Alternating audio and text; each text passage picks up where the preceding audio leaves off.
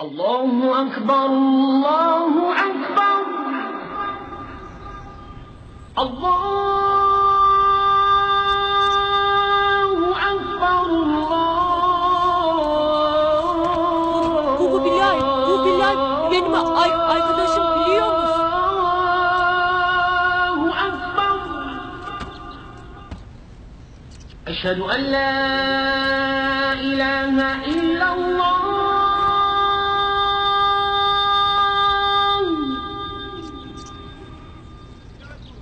Koş ezan okunuyor. Bilal, bu ezanı Bilal okuyor. Eşhedü en la ilahe illallah. Duydun mu Bilal? Evet o.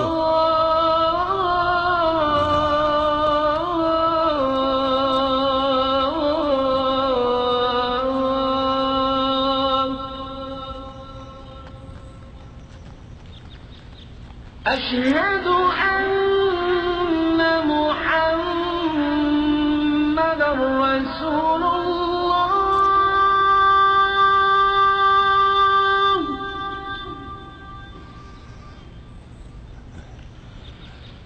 أشهد أن محمدًا رسول الله.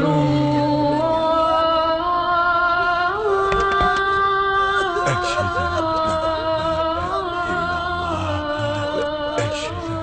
Muhammeden abduhu ve resuluhu.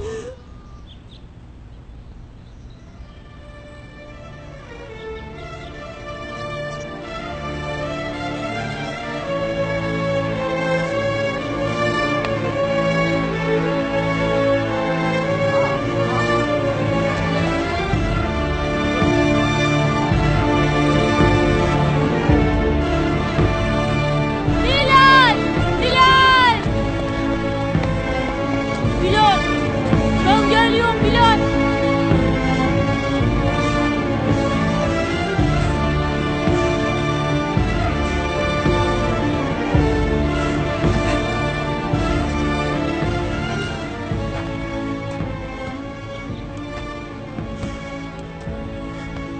Ezan yayım kalmaz Bilal. Ben okuyacağım. حي على الصلاة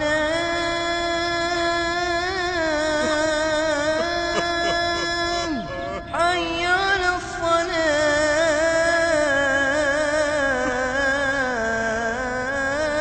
الصلاة حي على